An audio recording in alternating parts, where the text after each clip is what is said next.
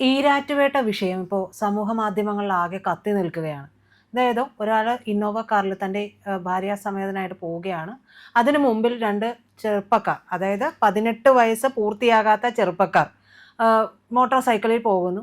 അതിലിരുന്ന് സകല ഗോഷ്ഠികളും കാണിക്കുന്നു. ഇയാൾ സഡൻ ബ്രേക്ക് ഇടുന്നു. സ്വാഭാവികമായും പുറകെ വന്നിട്ടുള്ള വണ്ടി വന്ന് ഇന്നോവയിൽ ഇടിക്കുന്നു. ഇത് കണ്ടിട്ട് ഇയാൾ തൻ്റെ ഇന്നോവയിൽ നിന്ന് ഇറങ്ങി ഈ യുവാക്കളുടെ വണ്ടി ഓഫ് ചെയ്ത് കീ എടുക്കുകയാണ്. ഈ എടുത്തു കഴിഞ്ഞതിന് ശേഷം ഉണ്ടായിട്ടുള്ള സംഭവമാണ് സത്യത്തിൽ ഈരാറ്റുപേട്ട എന്ന് പറയുന്ന സ്ഥലത്തിൻ്റെ ഒരു ഗുണ്ടായിസം എന്താണ് എന്നുള്ളത് നമുക്ക് മനസ്സിലാക്കി തരുന്നത്. ആ ചെറുപ്പക്കാർ ചെയ്തിട്ടുള്ള തെറ്റിനെ ന്യായീകരിച്ചുകൊണ്ട് ഈ പറയുന്ന വ്യക്തിയെ തേജോവധം ചെയ്യുന്ന രീതിയിലുള്ള കാര്യങ്ങളാണ് ഉണ്ടായത്. സത്യത്തിൽ PC ജോർജ് പറഞ്ഞിട്ടുള്ള ഈരാറ്റുപേട്ട, അതായത് ജിഹാദികളുടെ സ്വന്തം ഇടമായിട്ട് തന്നെ മാറുന്നതിൻ്റെ നേർക്കാഴ്ചയാണ്. ഏറ്റവും ഒടുവിലത്തെ ചിത്രമല്ലേ നമ്മൾ ഈ കഴിഞ്ഞ ദിവസം കണ്ടത്? തീർച്ചയായിട്ടും അതിനകത്ത് അങ്ങനെയുള്ള ഒരു മുസ്ലിം തീവ്രവാദം, അതിൻ്റെ ഒരു വളരെ ഈ പറഞ്ഞ പോലെ തഴച്ചു വളരാൻ സാധ്യതയുള്ള ഒരു സ്ഥലമാണ്. അതിനെ വളർത്തിയതിനകത്ത് PC ജോർജിനും കൂടി മുൻപത്തെ പങ്കുണ്ട്. അതിനകത്ത് ഒഴിഞ്ഞു മാറാൻ പറ്റത്തില്ല. ഇപ്പോൾ അദ്ദേഹത്തിന് സ്വാഭാവികമായിട്ട് അതിനെതിരെ പറയുന്നുണ്ടെങ്കിൽ പോലും പോട്ടെ, കഴിഞ്ഞ കാലം. പക്ഷേ ഇതിപ്പോൾ ഒരു വളരെ ഒരു ഈരാറ്റുപേട്ടയിലെ ഒരു സംഭവമായിട്ട് ഇതിനെ കാണാൻ പറ്റത്തില്ല. കാര്യം അതിനപ്പുറത്തേക്ക് ഇതിന് പല പല മാനങ്ങൾ കൈവരിക്കാൻ സാധ്യതയുണ്ട്. അവിടെ കാണുന്നത് ശരിക്കും പറഞ്ഞാൽ ഒരു സ്റ്റേറ്റിൻ്റെ പരാജയമാണ്. നമ്മൾ ഈരാറ്റുപേട്ടയിൽ ഇപ്പം നമ്മൾ കാണുന്നത് സ്റ്റേറ്റിൻ്റെ പരാജയമാണ്. ഇപ്പോൾ ആ ഒരു എല്ലാവരും കണ്ടു കാണും, മറ്റേ ആ ഇന്നോവ കാർ ഓടിച്ചിരുന്ന ആ യുവാവ് തൻ്റെ അനുഭവം വിവരിക്കുന്ന സംഗതിയിൽ പറയുന്നത് അത് സ്റ്റേഷന്റെ മുമ്പിൽ വെച്ചിട്ടാണ് പറയുന്നത്. അതെ, അത് അവിടെ സ്റ്റേറ്റിനെ റെപ്രസെന്റ് ചെയ്യുന്ന എന്താണ്? പോലീസാണ്. പോലീസിന്റെ പരാജയമാണ് കാണിക്കുന്നത്. പോലീസ് അവിടെ നിന്ന് പറയുന്നുണ്ട്, ഇദ്ദേഹം പരാതി പറയുമ്പോൾ പറയുന്നത് ഇവിടെ ഇങ്ങനെയൊക്കെയാണ്, ഇതേ സംഭവിക്കുള്ളൂ, അതെ, നിങ്ങൾ ഒതുങ്ങി പോകൂ എന്നുള്ളതാണ് പറയുന്നത്. അതെ, അല്ല, അത് വളരെ സ്വാഭാവികമായ ഒരു പ്രതികരണമാണ് പോലീസിന്റെ. കാരണം ഈ പോലീസുകാരും മനുഷ്യരാണ് എന്നുള്ള ഒരു യാഥാർത്ഥ്യം നമ്മൾ തിരിച്ചറിയണം. മാത്രമല്ല, ഇപ്പോൾ പോലീസുകാരൻ ലാത്തി ചാർജ് ചെയ്ത് കഴിഞ്ഞാൽ ആ ലാത്തി ചാർജ് ചെയ്ത പോലീസിൻ്റെ പടം എടുത്ത് സാമൂഹ്യ മാധ്യമത്തിൽ കൊടുത്ത്, അതല്ലെങ്കിൽ ഏതെങ്കിലും ആക്രമിക്കുന്ന ഒരു പോലീസുകാരനുണ്ടെങ്കിൽ അതിൻ്റെ പടം എടുത്ത് സാമൂഹ്യ മാധ്യമത്തിൽ കൊടുത്ത് ഇയാളെ ശ്രദ്ധിക്കുക എന്ന് പറയുക. അതല്ലെങ്കിൽ പിന്നീട് സമയം കിട്ടുമ്പോൾ ഈ വ്യക്തിയെ വളഞ്ഞിട്ടടിക്കുക. ഇതിപ്പോൾ നമ്മൾ SFIക്കാരും മറ്റുമൊക്കെ തിരുവനന്തപുരത്തൊരു മാളിൽ വെച്ചിട്ടൊരു പോലീസുകാരനെ അടിച്ച കാഴ്ച നമ്മൾ കണ്ടതാണ്. ഇത് തന്നെയാണ് കണ്ണൂരിൽ നടന്നുകൊണ്ടിരിക്കുന്നത്. കണ്ണൂർ ഏതാണ്ട് പല സ്ഥലങ്ങളിലും ഇപ്പോൾ പാർട്ടി ഗ്രാമങ്ങൾ ഒരു പാർട്ടി ഗ്രാമം പോലെയുള്ള ഒരു നഗരമാണ് ഈരാറ്റുപേട്ട. ഇത് രണ്ടും ശരിക്കും പറഞ്ഞാൽ സ്റ്റേറ്റിൻ്റെ പരാജയമാണ്. ഇപ്പോൾ ഇവിടെ ഈ പോലീസുകാർക്ക് എന്താ ചെയ്യാൻ പറ്റുക? പോലീസുകാർ നിയമാനുസൃത നടപടി എടുക്കുമെന്ന് ഇരിക്കട്ടെ, എടുത്തു കഴിഞ്ഞാൽ സ്വാഭാവികമായിട്ടും ആ പോലീസുകാരന് ജീവനുണ്ട്, അദ്ദേഹത്തിന് കുടുംബം ഉണ്ടാവും, പിന്നെ ഭാര്യ ഉണ്ടാവും, മക്കളുണ്ടാവും, മക്കൾ സ്കൂളിൽ പോകുന്നവരുണ്ടാവും. ഇവരുടെ സുരക്ഷിതത്വം ആരുറപ്പ് വരുത്തും? സിമ്പിൾ. ഇതാണ് ഈരാറ്റുപേട്ടയിലുള്ള പ്രശ്നം. അപ്പോൾ അത് ഈരാറ്റുപേട്ട ആരാണ് നയിക്കുന്നത്? ഈരാറ്റുപേട്ടയിൽ ശരിക്കും പറഞ്ഞാൽ ഇത് ഇവിടുത്തെ മുസ്ലിം ലീഗിൻ്റെ കാര്യം. എന്ത് തന്നെ പറഞ്ഞു കഴിഞ്ഞാൽ മുസ്ലിം ലീഗ് ഈ പറഞ്ഞതുപോലെ മുസ്ലിം ലീഗ് ഇപ്പോൾ കേരളത്തിലെ ഈ തീവ്രവാദത്തെ പിടിച്ചു നിർത്തുന്നതിൽ ഒരു വലിയ നിർണായകമായ പങ്ക് മുസ്ലിം ലീഗ് വഹിക്കുന്നുണ്ട്, ഇല്ലാതെ നമുക്ക് പറയാൻ പറ്റത്തില്ല. ഈ മുസ്ലിം ലീഗിൻ്റെ നേതാക്കൾ ശക്തമായിട്ട് ഇതിൻ്റെ രംഗത്തിറങ്ങണം. കാരണം അല്ലെങ്കിൽ എന്താണെന്ന് വെച്ചാൽ ഈ ഈരാറ്റുപേറ്റക്കാർ ചെയ്യുന്നതിൻ്റെ ഈ അപരാധം മുഴുവൻ കേരളത്തിലെ മുസ്ലിങ്ങൾ മുഴുവൻ ഏൽക്കേണ്ടി വരുന്നൊരവസ്ഥയിലേക്ക് മാറുകയാണ് ചെയ്യുന്നത്. ഇപ്പം തന്നെ നമ്മുടെ ഈ കഴിഞ്ഞ ഇലക്ഷനിൽ നോക്കിയറിയാം, ഹിന്ദു മുസ്ലിം ഡിവൈഡ്, അതിനെ രാഷ്ട്രീയമായിട്ട് ഉപയോഗിച്ചുകൊണ്ടാണ് തെരഞ്ഞെടുപ്പിൽ മുഖ്യമുന്നണികൾ നേരിടുന്നതും ഒക്കെ കാണുന്നത്. അപ്പോൾ ഇത്തരം ഒരു സാഹചര്യത്തിൽ ഈരാറ്റുപേട്ട എന്ന് പറയുന്നത് ശരിയാണ്, അവിടെ 70% മുസ്ലിങ്ങളാണ്, മുസ്ലിം സമുദായത്തിൽപ്പെട്ട ആൾക്കാരാണ് താമസിക്കുന്നത്.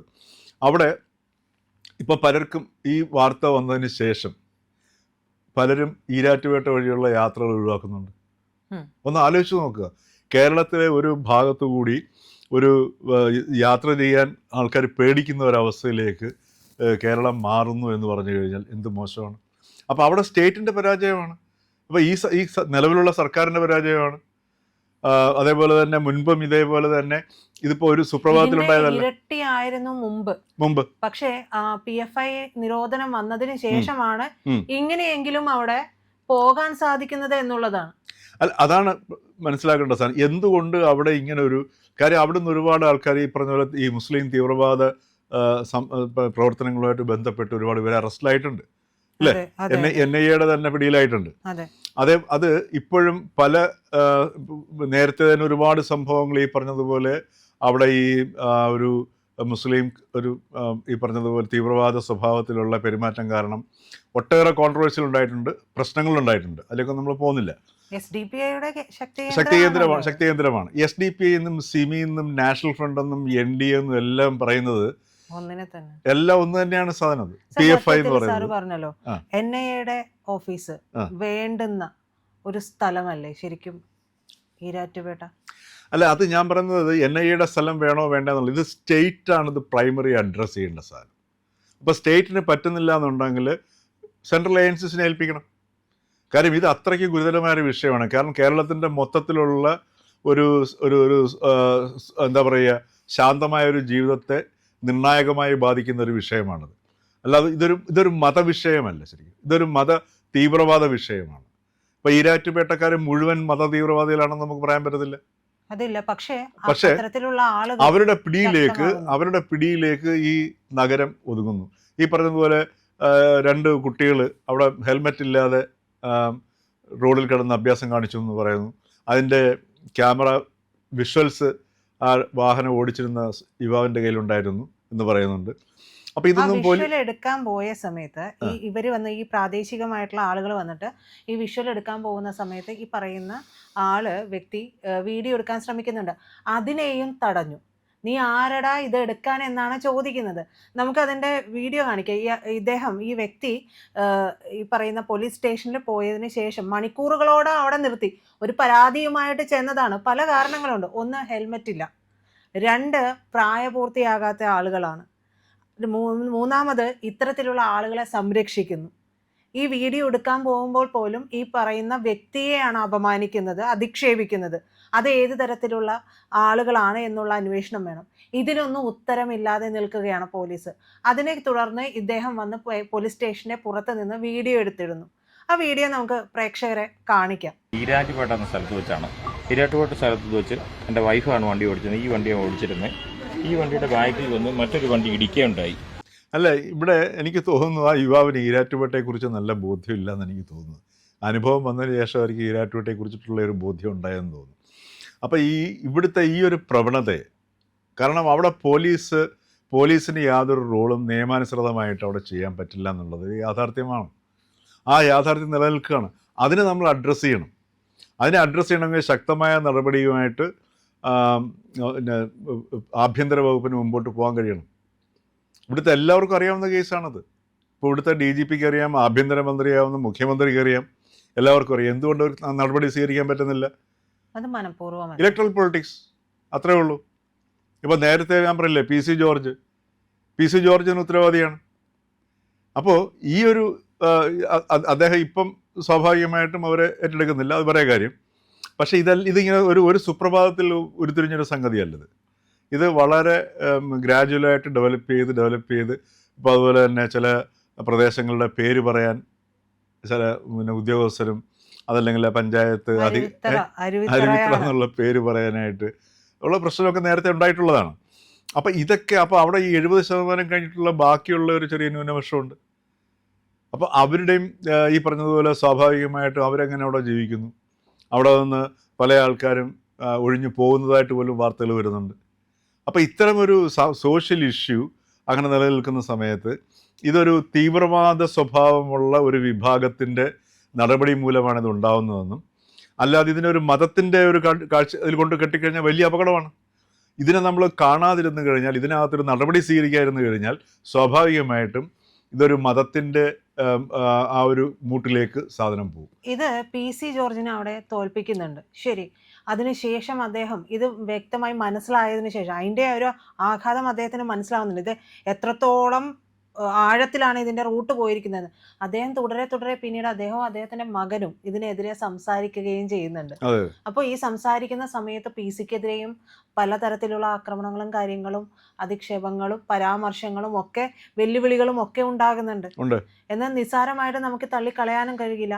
അപ്പോഴും പി സിക്കെതിരെ ഉണ്ടാകുമ്പോൾ ഇടതുപക്ഷമായാലും വലതുപക്ഷമായാലും UDF ആയാലും LDF ആയാലും ഒന്നും സംസാരിക്കുന്നില്ല. അതിൻ്റെ കാരണം പി സി ജോർജ് ആയതുകൊണ്ടാണ്. അപ്പോൾ പി സി ജോർജിൻ്റെ ഒരു വിശ്വാസ്യത വിഷയമുണ്ട്.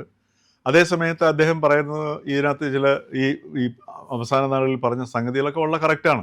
പക്ഷേ അതും ഇവർ ചിത്രീകരിക്കുന്നത് എന്താണ്?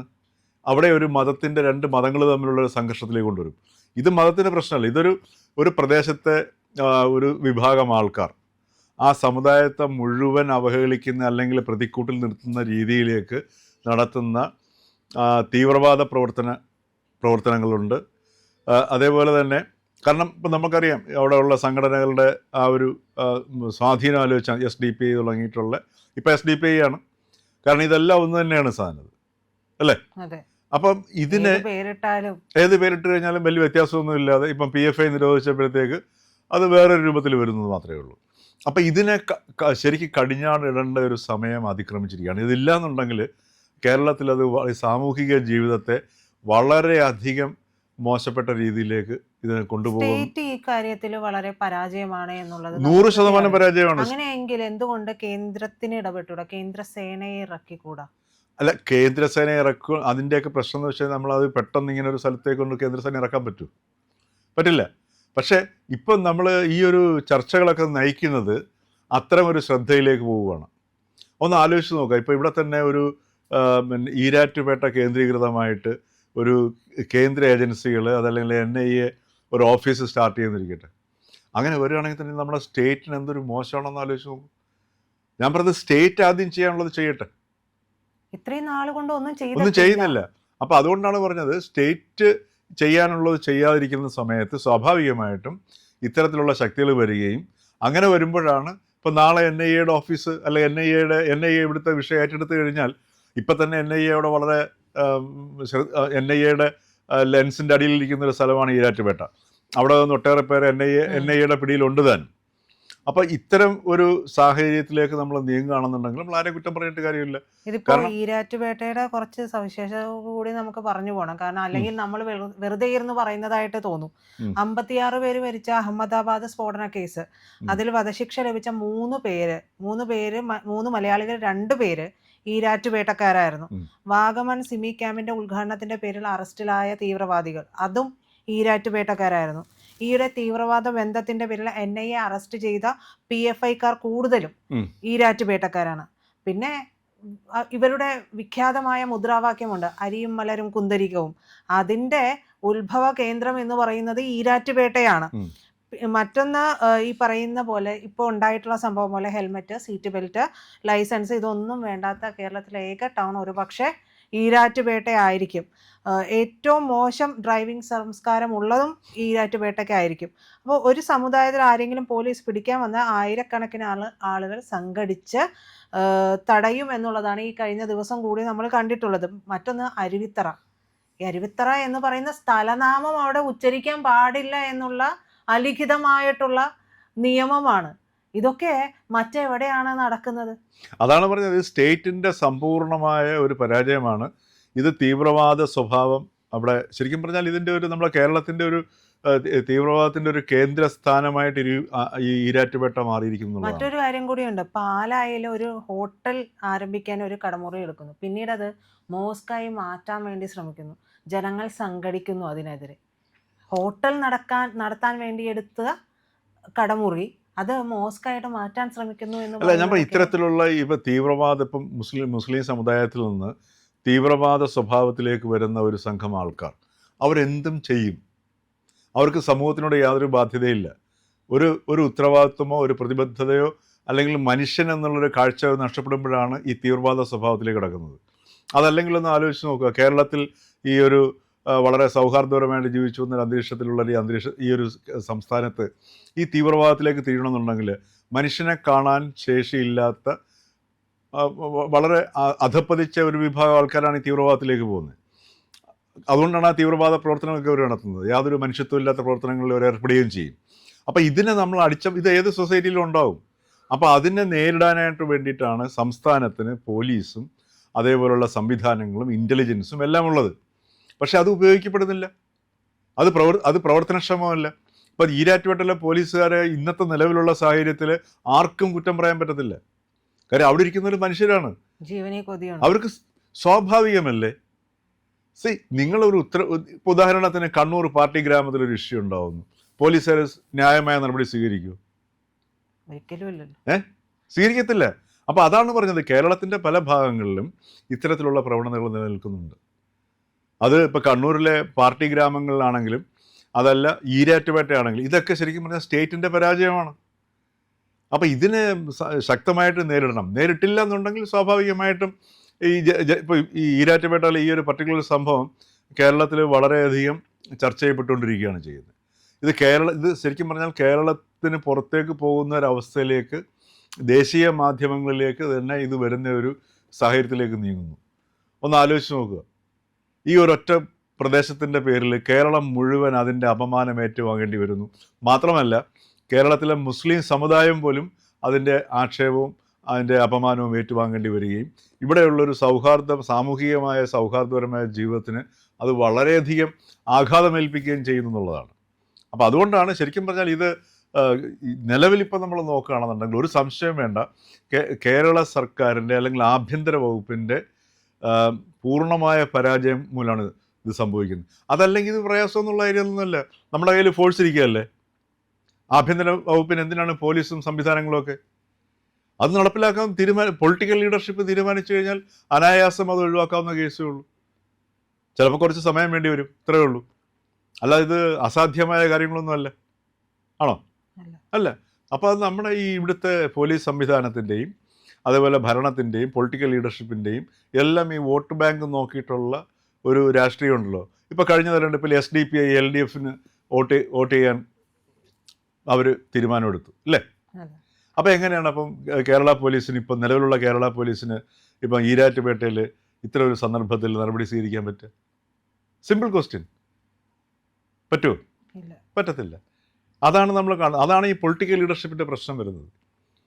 ഇപ്പോൾ SDPIക്ക് ഇപ്പം അവർക്ക് എന്തും ചെയ്യാം. ഈരാറ്റുപേട്ടയിൽ അവരിപ്പോൾ ഈ പറഞ്ഞതുപോലെ ചിലപ്പോൾ 5 വയസ്സോ 10 വയസ്സുള്ള കുട്ടി ചിലപ്പോൾ ഹെൽമെറ്റും ഇല്ലാതെ വാഹനം എടുത്തിട്ട് റോഡിൽ കിടന്ന് ചിലപ്പോൾ സർക്കസ് കാണിച്ചെന്നിരിക്കും. അപ്പോൾ ഇന്നോവക്കാരനല്ല, ഇനി ബെൻസ് വന്നാൽ പോലും അവിടെ നിർത്തുക, അവർ സർക്കസ് കഴിയുമ്പോൾ നിർത്തിയിട്ട് പോകുമ്പോൾ വണ്ടി എടുത്ത് പോവുക. അതല്ലെങ്കിൽ അവർ പറയുന്നത് എന്തെങ്കിലും കൊടുത്തിട്ട് പോകാനാണെങ്കിൽ കൊടുത്തിട്ട് പോവുക. അതല്ല അവർ വണ്ടി മോശമാക്കുകയാണെന്നുണ്ടെങ്കിൽ അത് സഹിച്ചു പോവുക, അല്ലാതെ അവിടെ നിവൃത്തിയില്ല. ഇവിടെയാണ് ഈ പറഞ്ഞത് പൊളിറ്റിക്കൽ ലീഡർഷിപ്പിൻ്റെ ഒരു ഇച്ഛാശക്തി എന്ന് പറയുന്നൊരു സംഗതി പ്രശ്നമാകുന്നത്. ഇതിപ്പോൾ ഈ ഈരാറ്റുപേട്ട സംഭവത്തെ ആ ഒരു രീതിയിൽ ഇതിൻ്റെ ഗൗരവത്തിൽ കണ്ടില്ല എന്നുണ്ടെങ്കിൽ അത് കേരളത്തിനെ തന്നെ വല്ലാണ്ട്, കേരളത്തിൻ്റെ ഒരു സാമൂഹിക ജീവിതത്തെ ഗുരുതരമായി ബാധിക്കുന്ന ഒരു വിഷയമായിട്ട് അത് വികസിക്കുമെന്നുള്ളതിന് സംശയമില്ല. പ്രിയപ്പെട്ട പ്രേക്ഷകരെ, ഞങ്ങൾ ഇന്ത്യ ലൈവ് പതിവുപോലെ നമ്മൾ പറയുകയാണ്, മാധ്യമങ്ങളിൽ വരാത്ത, മറ്റു മാധ്യമങ്ങൾ പറയാത്ത വാർത്തകളാണ് നിങ്ങളുടെ മുന്നിലേക്ക് കൊണ്ടുവരുന്നത്. ഇത് പറയാൻ ഞങ്ങൾക്ക് പ്രേരണയും ശക്തിയും നിങ്ങളാണ്. നിങ്ങൾ ഞങ്ങളുടെ കൂടെ ഉണ്ടാവണം. ഞങ്ങളുടെ ചാനൽ സബ്സ്ക്രൈബ് ചെയ്യണം. നമുക്കൊരു ചാനൽ കൂടിയുണ്ട്, C4N, C4N മലയാളം. നമ്മൾ ഈ തെരഞ്ഞെടുപ്പൊക്കെ ആയതുകൊണ്ട് കൂടുതൽ വാർത്തകൾ നമ്മുടെ ഈ പ്ലാറ്റ്ഫോമിൽ തന്നെ കൊടുക്കാൻ കഴിയാത്തതുകൊണ്ടാണ് C4Nൽ പുതിയ വാർത്തകൾ കൊടുക്കുന്നത്. അപ്പോൾ ആ ചാനലും കൂടി ഒന്ന് സബ്സ്ക്രൈബ് ചെയ്യണം. ഇന്ത്യ ലൈവ് ഉറപ്പായിട്ടും ചെയ്യണം. C4N കൂടെ, C4N, C എന്ന് പറഞ്ഞാൽ ക്രെഡിബിൾ, ഫോർ N നേഷൻ, രാജ്യം. നമ്മുടെ രാജ്യത്തിന് വേണ്ടിയാണ്. രാജ്യം വിട്ട് ഒരു കാര്യവും ഇന്ത്യ ലൈവിനില്ല. അതുകൊണ്ട് ഞങ്ങളുടെ കൂടെ ഉണ്ടാവണം എന്നുകൂടി അഭ്യർത്ഥിക്കുന്നു.